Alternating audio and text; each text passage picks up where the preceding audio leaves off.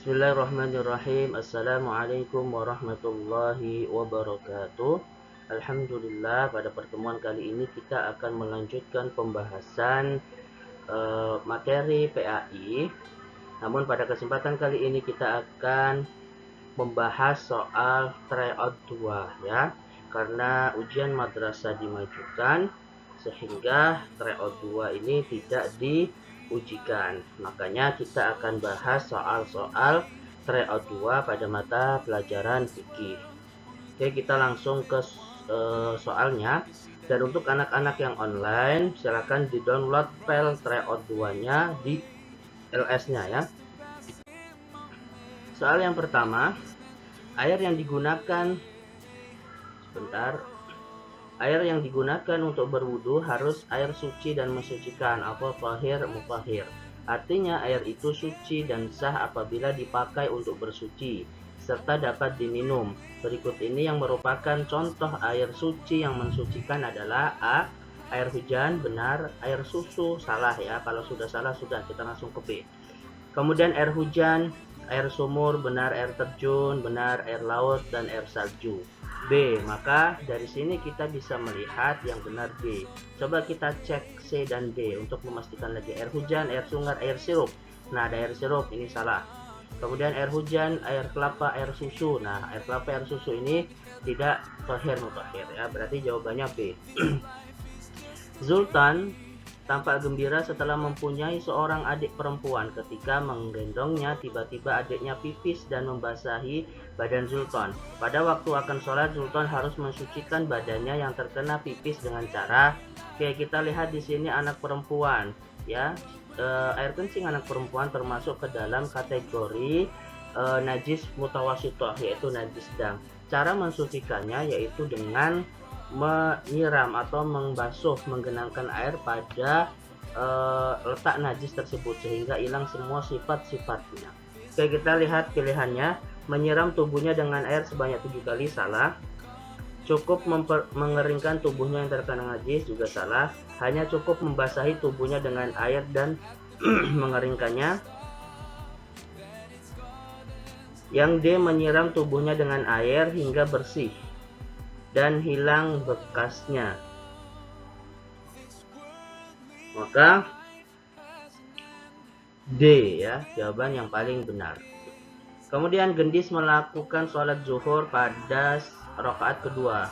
Setelah sujud dia langsung berdiri melakukan rakaat ketiga. Setelah rakaat keempat dia langsung berdiri lagi dengan menambah 1 rakaat lagi. Setelah duduk tasyahud akhir dia melakukan sujud sahwi. Berdasarkan kasus tersebut, Gendis melakukan sujud sahwi karena yang pertama dia lupa sujud, kemudian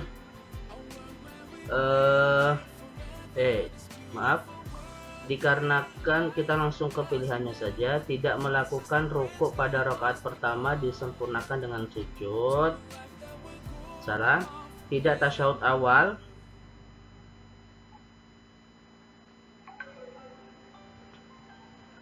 benar, tidak tasyahud awal si Gendis, kemudian sehingga dia harus menambah rakaat dan sujud, namun belum tepat.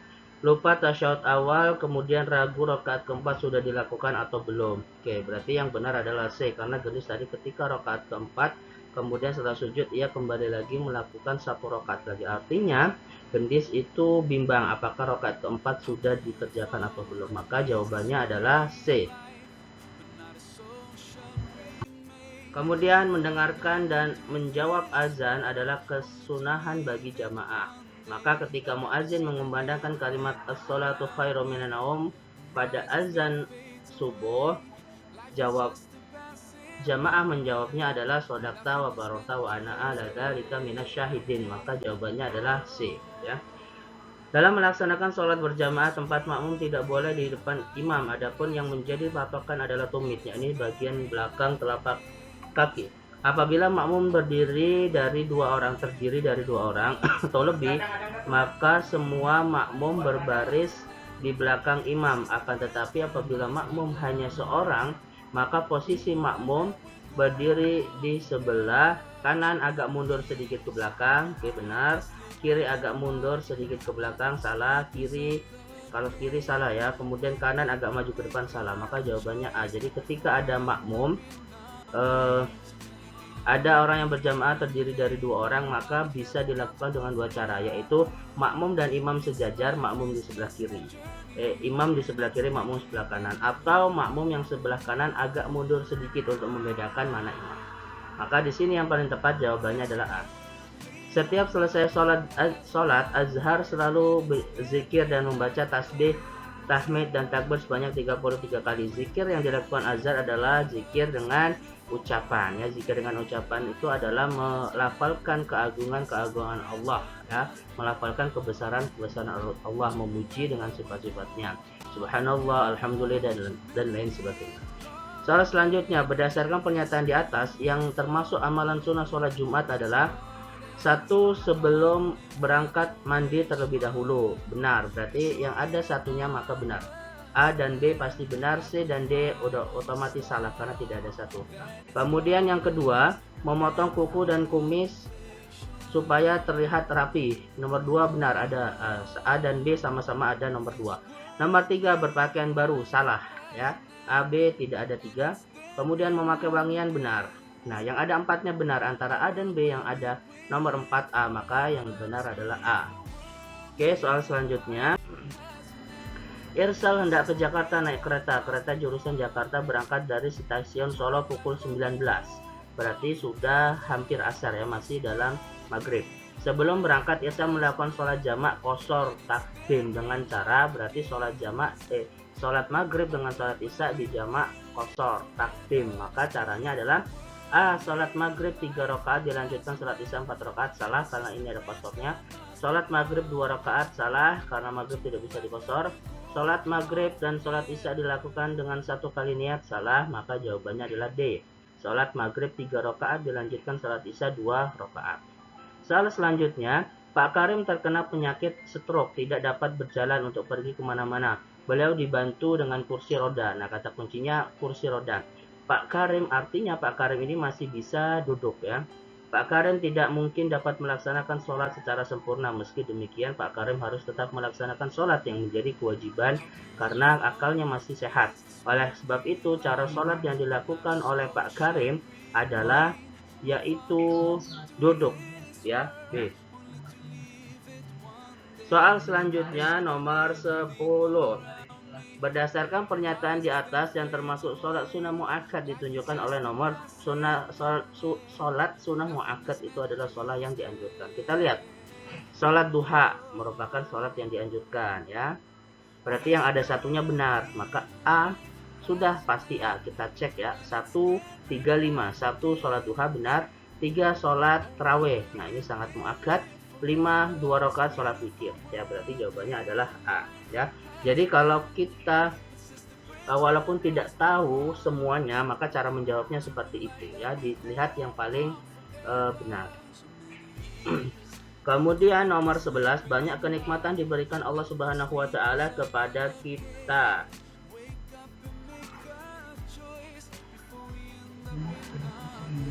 Baik itu nikmat sehat badan, nikmat iman, dan banyak nikmat lainnya. Atas nikmat-nikmat tersebut kita wajib mensyukurinya. Salah satunya dengan melakukan sujud syukur. Berikut yang bukan merupakan sebab-sebab kita melakukan sujud syukur adalah: sujud syukur itu adalah karena diberikan nikmat oleh Allah atau dihindarkan dari musibah. A. Hanifah mendapat ranking 1, benar. Ini yang ditanya yang bukan. Hana mendapat kabar dari ibunya bahwa dia memiliki adik baru, benar. Nia sedih karena ayahnya meninggal dunia. B. Mufidah mendapat hadiah, maka yang benar adalah C. Ustaz Fahri membaca Al-Quran di sebuah masjid dengan memakai pengeras suara. Salah satu ayat yang dibaca sebagai berikut: Innal ladzina inda rabbika ila akhir ayat. Yang di sini intinya ada ayat sajadah. Maka pernyataan di bawah ini yang paling sesuai adalah A. Santri mendengar bacaan ayat sajadah tidak disunahkan sujud tilawah, salah. Hanya ustadz yang membaca ayat sajadah yang disunahkan sujud tilawah, salah.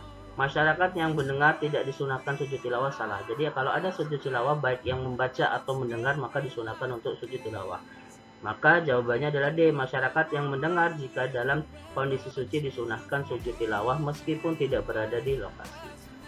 Soal selanjutnya, Salah satu cara menentukan awal dan akhir Ramadan adalah dengan melihat bulan dengan mata. Namun ketika langit tertutup mendung dan bulan tidak terlihat, maka untuk menentukan awal atau akhir Ramadan dengan menyempurnakan bulan Sya'ban menjadi 30. Cara ini adalah istikmal ya, karena menyempurnakan bilangan menjadi 30. Maka jawabannya D, istikmal. Soal selanjutnya, pada suatu malam ketika sholat tarawih berjamaah di masjid, setelah sholat terakhir sholat tarawih, Irham buru-buru lari ke kamar mandi tanpa ikut zikir.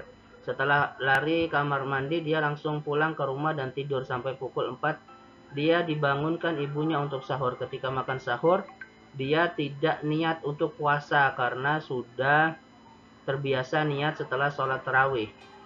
Pagi harinya dia baru ingat kalau dia semalam belum niat puasa dan dia langsung niat pagi itu juga.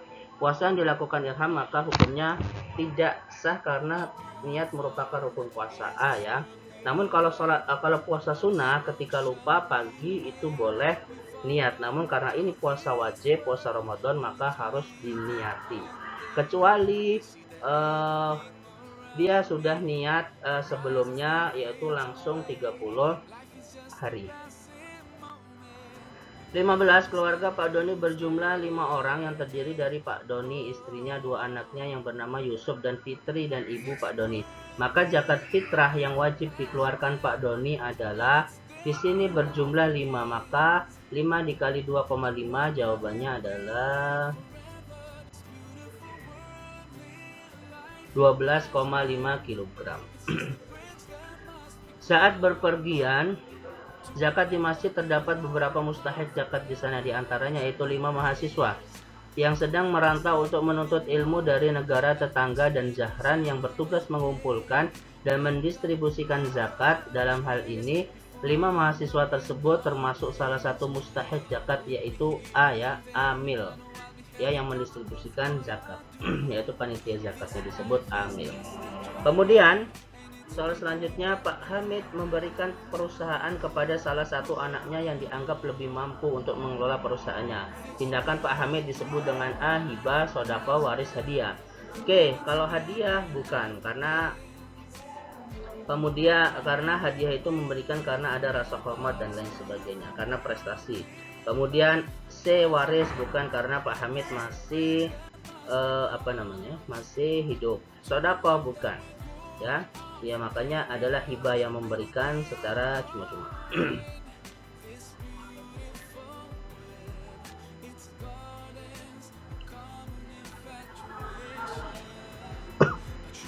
Oke, Ustaz koreksi, yang 17 adalah hadiah ya. Kenapa? Karena Pak Hamid memberikan kepada anaknya yang dianggap lebih mampu. Lebih mampu di sini berarti memiliki prestasi, memiliki kelebihan dibanding yang lain, maka D ya. 18. Pada dasarnya hukum hibah adalah mubah, tetapi hukum hibah bisa menjadi wajib apabila A, hibah untuk membangun masjid, B, hibah yang diberikan seorang kakak kepada adiknya, C, menghibahkan tanah untuk kepentingan umum, D, suami yang menghibahkan hartanya untuk anak istrinya. Jawabannya adalah C ya, menghibahkan tanah untuk kepentingan umum. Ketika Al-Ghani melaksanakan ibadah haji, dia tidak melakukan tawaf qudum. Maka ibadah haji dilakukan Al-Ghani hukumnya adalah sah karena tawaf qudum ini merupakan sunnah ya. Tawaf qudum ini adalah tawaf yang dilakukan jamaah haji ketika pertama kali masuk ke dalam Mekah ya, sebagai tawaf qudum, tawaf pertama. Nah, nanti ketika pulang meninggalkan Makkah disebut dengan tawaf ifadah. Ya, jadi jawabannya sah dan tidak membayar dam. Maka jawabannya adalah C ya.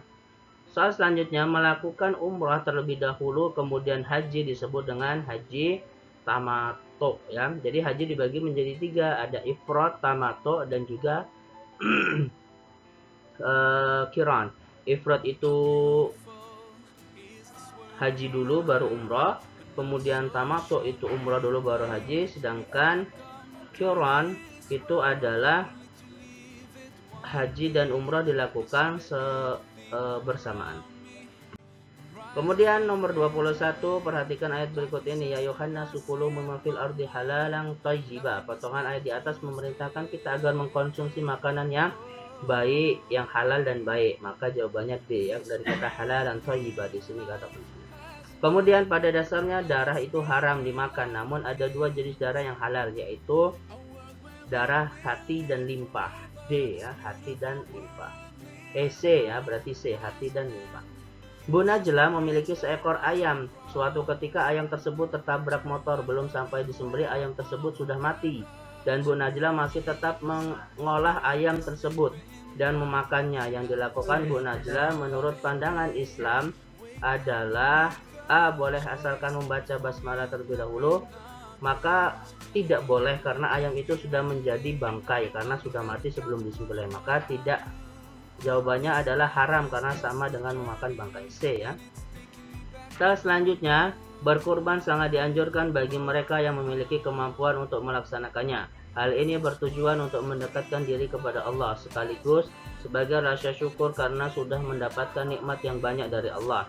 Sesuai dengan firman-Nya Allah Subhanahu wa taala yang artinya sesungguhnya aku telah memberikan nikmat yang banyak maka dirikanlah salat.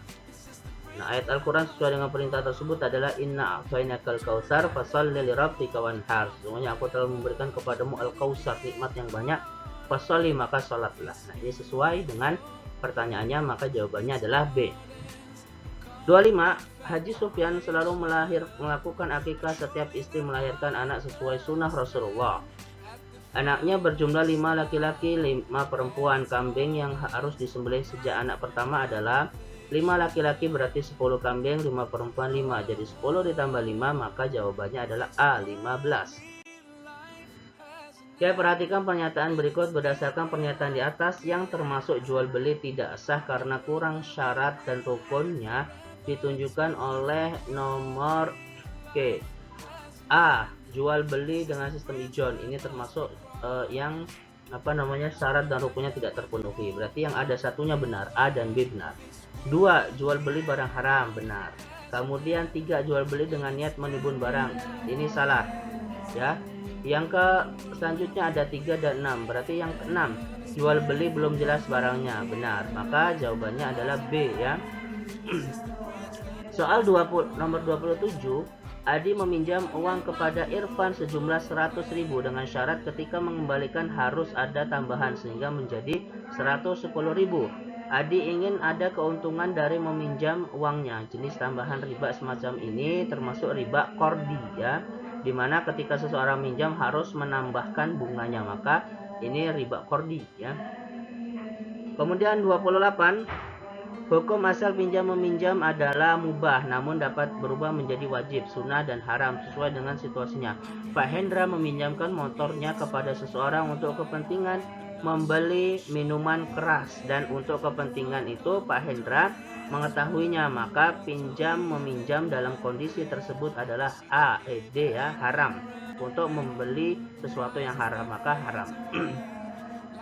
Maksud yang terkandung di dalam hadis ini adalah A'tul ajira ajrahu qabla ay yajifa araqu, yang artinya intinya memberikan upah sebelum keringat si pesuruh itu yang membantunya yang bekerja itu hilang keringatnya ya, kering keringatnya. Maka yang terkandung dalam hadis ini adalah anjuran memberikan upah sebelum pekerjaan selesai, maka A ya.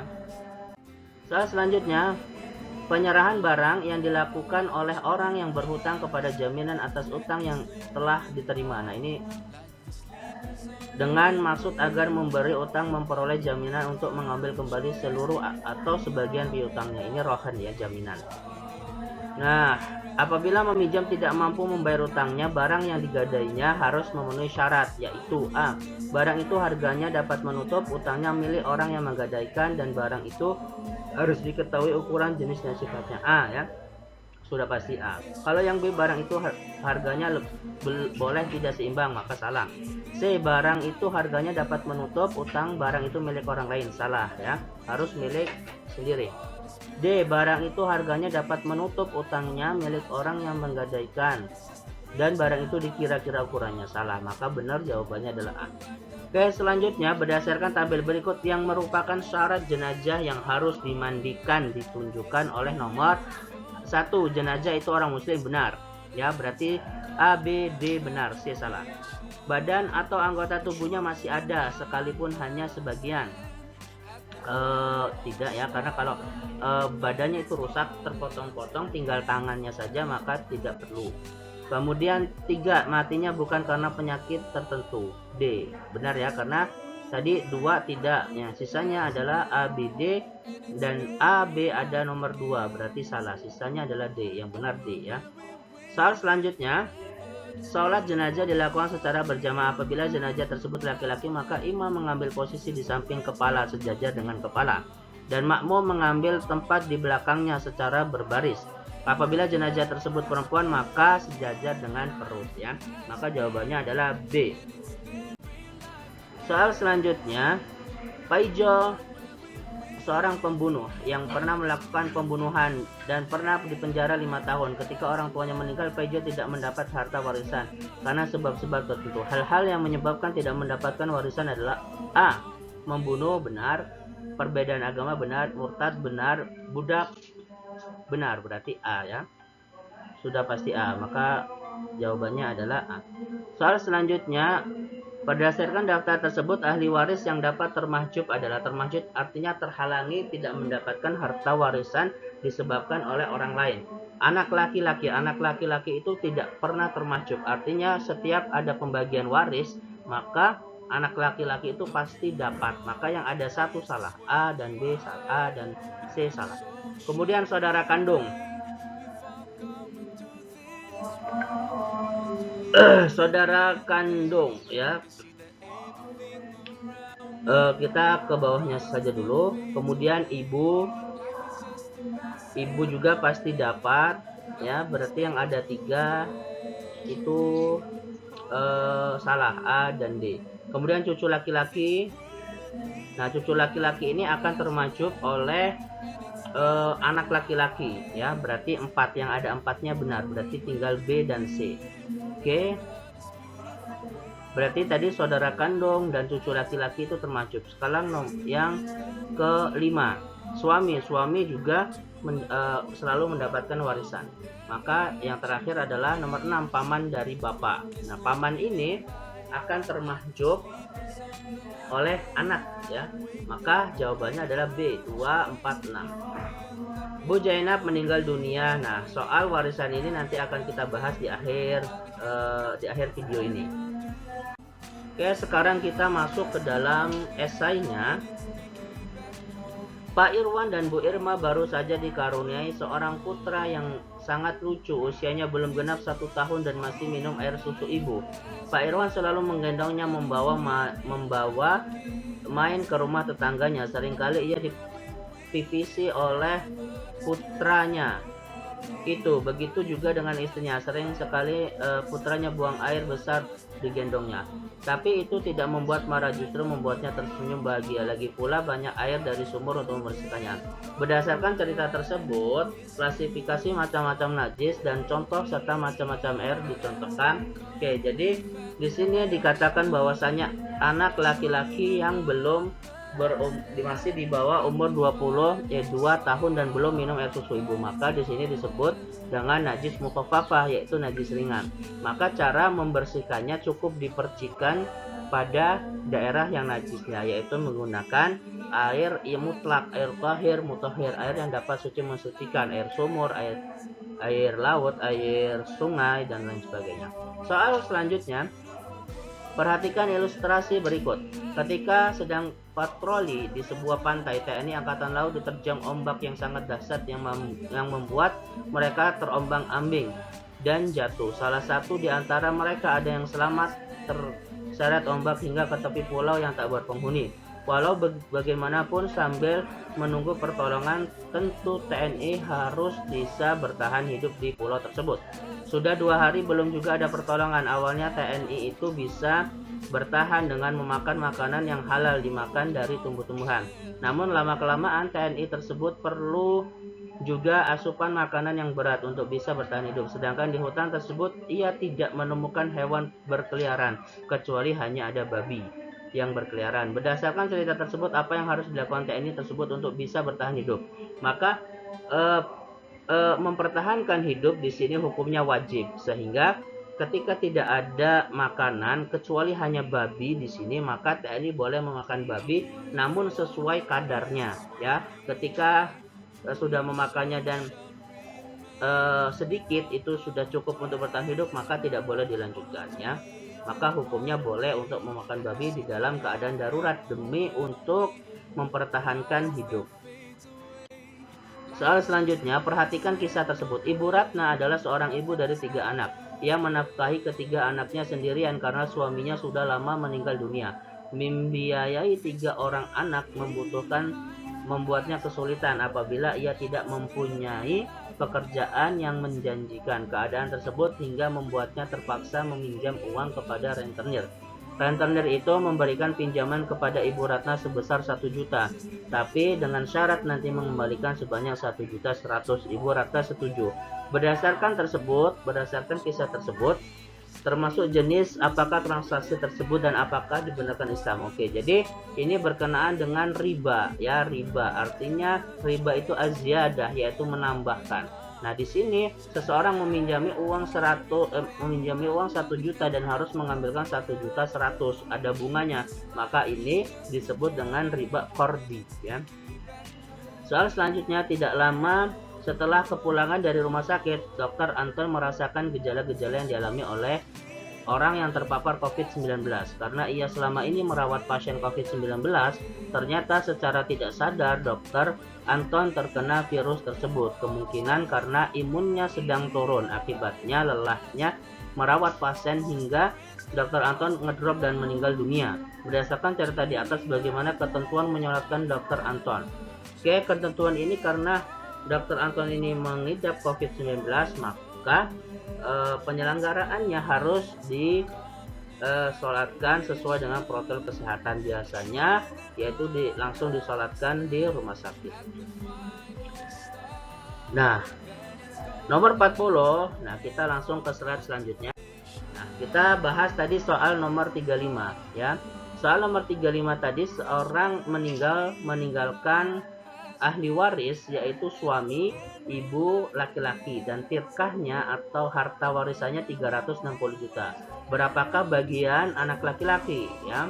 Suami mendapatkan 1/4 karena ada anak laki-laki, ibu mendapatkan 1/6 karena ada anak laki-laki. Asal masalahnya yaitu 12 ya. 12 dibagi 4 dikali 1 maka 3 per 12. Kemudian 12 dibagi 6, 2 kali 1 2, maka 2 per 12 ya. Kemudian laki-laki asoba, sisa dari dari suami dan ibu, kan ini 3 ditambah 2 5, sisanya 7 dari 12, maka 7 per 12 dikali 360 juta, maka mendapatkan 210 juta. Maka soal nomor 35 tadi jawabannya adalah 210 juta ya, jadi D. Soal nomor 35, ini soal nomor 40, maaf. Seorang meninggal dunia meninggalkan harta warisan sebanyak 132 juta.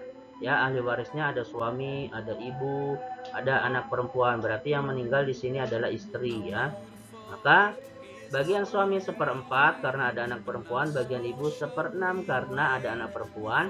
Bagian perempuan, 1 anak perempuan itu setengah ya. Maka asal masalahnya yang bisa dibagi 4, 6, 2, KPK terkecilnya adalah 12. 12 dibagi 4 3. Kemudian 12 bagi 6 2. 12 bagi 2 6. Nah, yang ditanyakan semua mendapatkan berapa? Maka 3. Nah, ini kalau kita lihat 3 ditambah 2, 5 ditambah 6 11 ya kan? 11, maka tidak sama dengan asal masalah. Maka di sini ini kasus yaitu rot, di mana bilangan itu lebih kecil daripada asal masalahnya. Maka yang dipakai adalah 3 per 11 dikali 132 juta, maka jawabannya 36 juta bagian suami. Kemudian bagian ibu 2 per 11 dikali 132 juta, maka hasilnya 24 juta. Ini bagian ibu. Bagian anak perempuan yaitu 6 per 11 kali 132 juta, maka hasilnya 72 juta. Nah, untuk memastikan benar atau tidaknya, coba kita dijumlahkan 36 ditambah 24 ditambah 72, maka hasilnya 132 juta. Nah, ini sama seperti harta peninggalannya, maka jawabannya seperti ini. Oke, alhamdulillah telah selesai pembahasan soal tryout 2. Kita akhiri pertemuan ini dengan membaca lafaz hamdalah. Alhamdulillahirabbil alamin. Assalamualaikum warahmatullahi wabarakatuh.